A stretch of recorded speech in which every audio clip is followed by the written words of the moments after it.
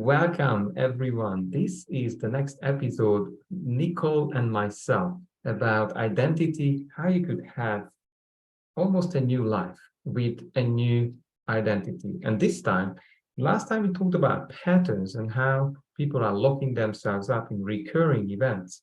This time we'll talk about breaking out of your old self, breaking into freedom, and maybe play more.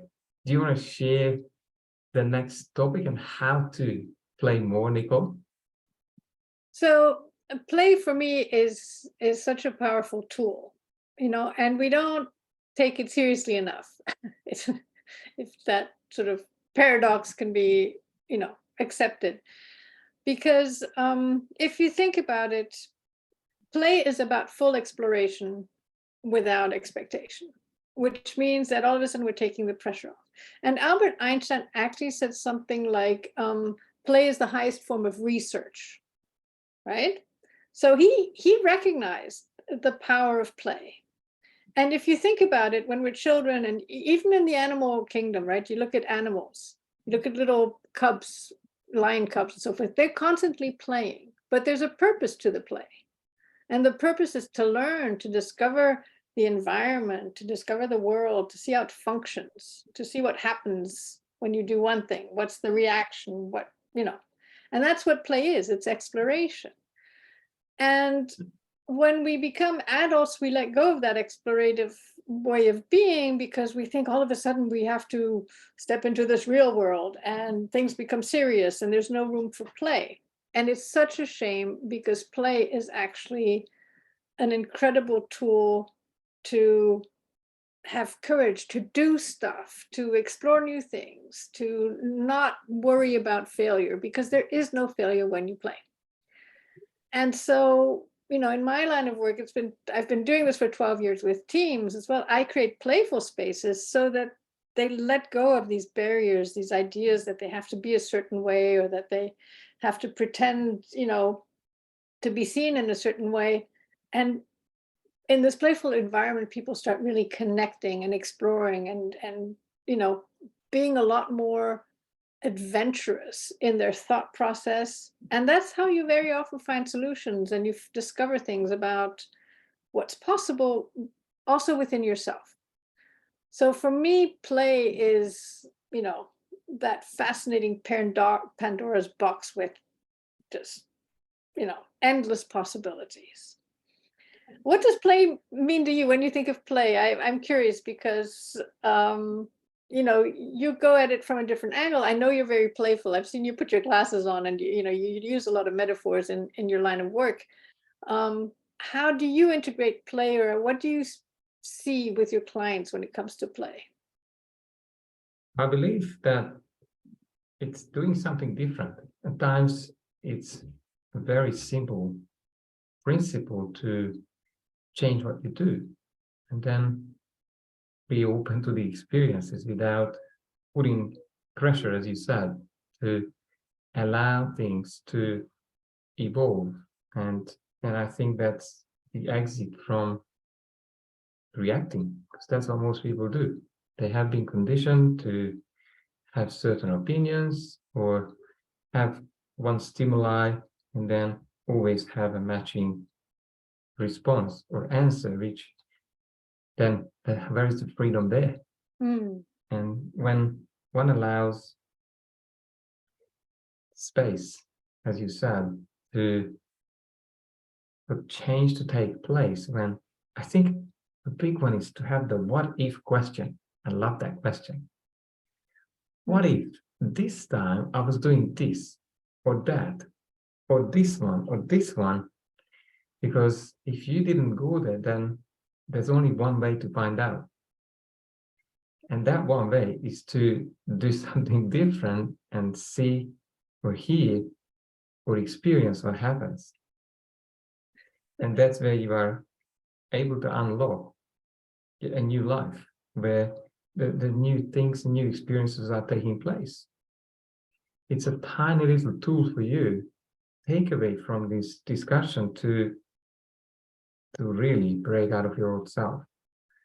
What do you think is the best way to start if you have a few handy tips? Well, Nicole?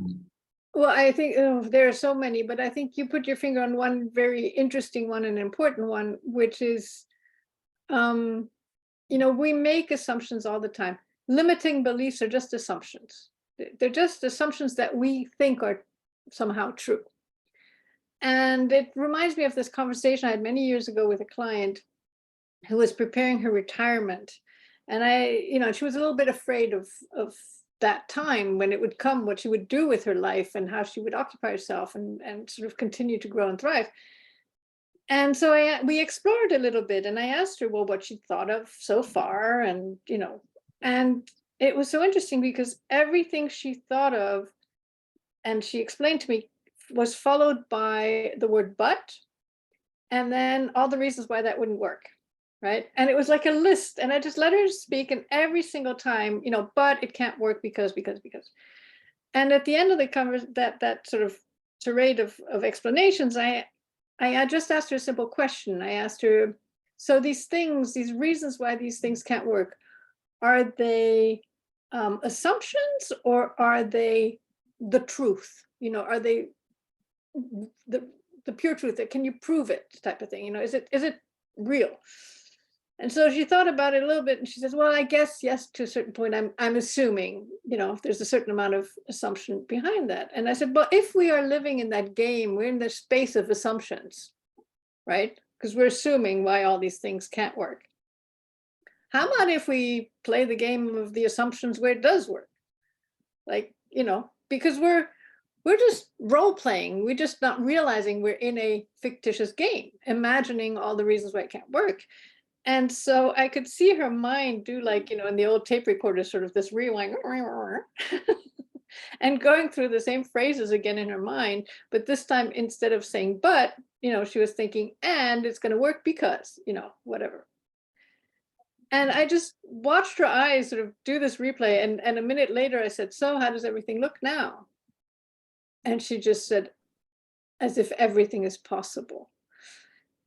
And just that awareness around the fact that so many of the stories we tell ourselves are just stories and are just a different kind of game.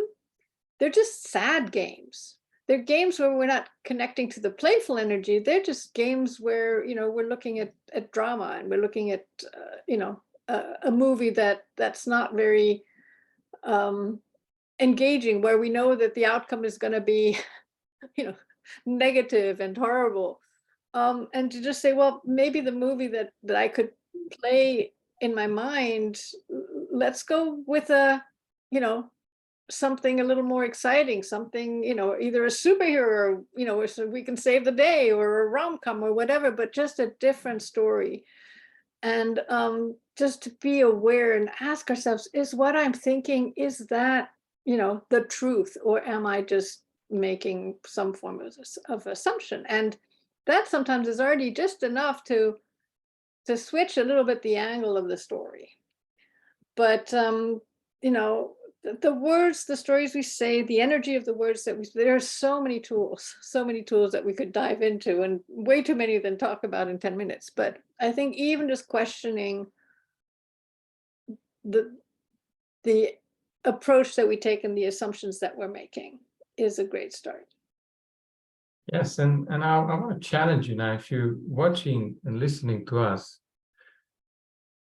when it's something that's out of your comfort zone, ask yourself, and even write it down, what is playing in your head at that point?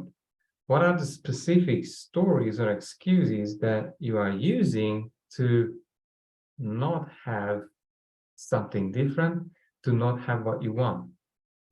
Because what if it's really the stories or the excuses or the assumptions or your beliefs are in the way of getting what you want?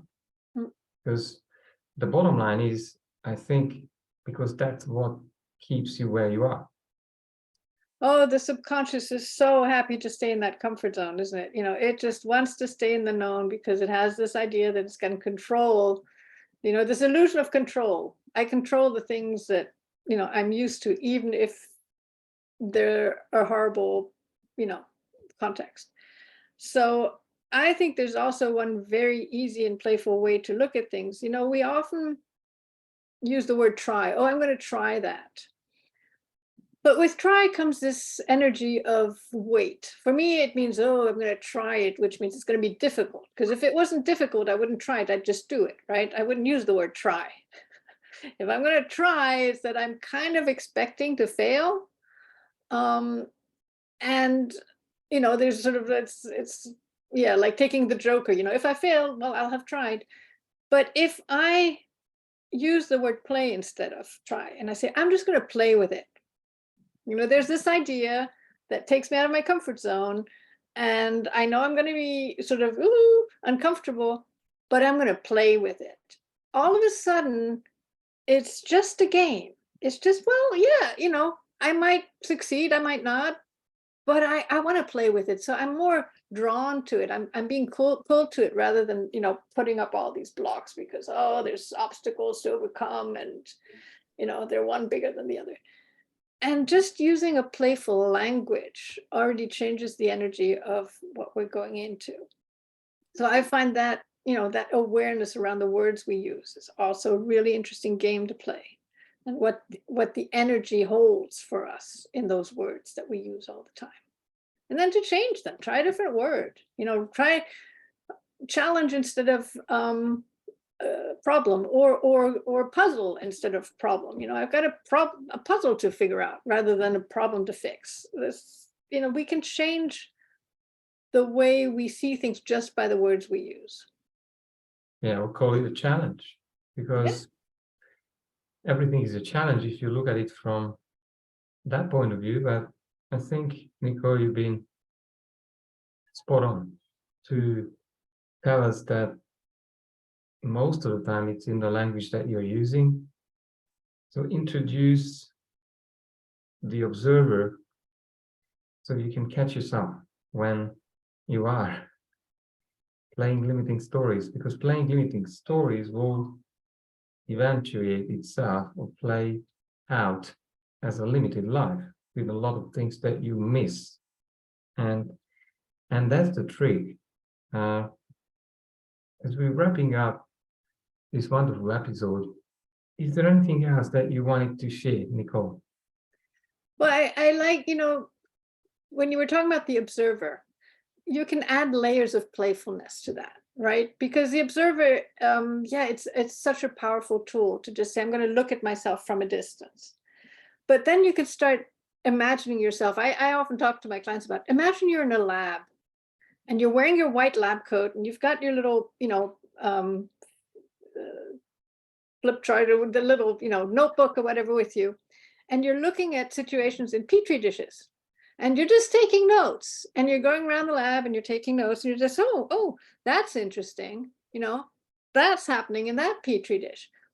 And you can add any kind of layer of scenario playfulness, take characters that you really love, take movies, take old stories. I love everything that's a bit mystical. So, if I imagine myself with a mage's hat on or some kind of robe, it makes me smile. Nobody else needs to know about it. I don't have to share it with other people, but I can be a superhero in my own story. I can be a magician.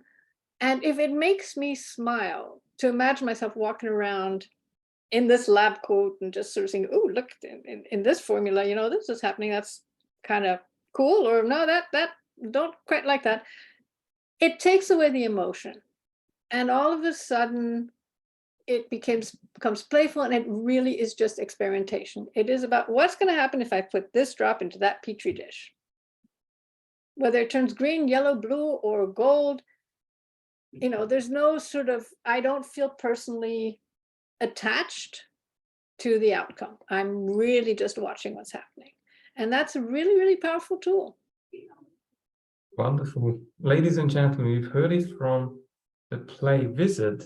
If you have any question, then ask the wizard, Nicole, or myself, and let's keep this conversation going, and we'll create perhaps next episodes for you. Thanks very much. Thank you. Bye.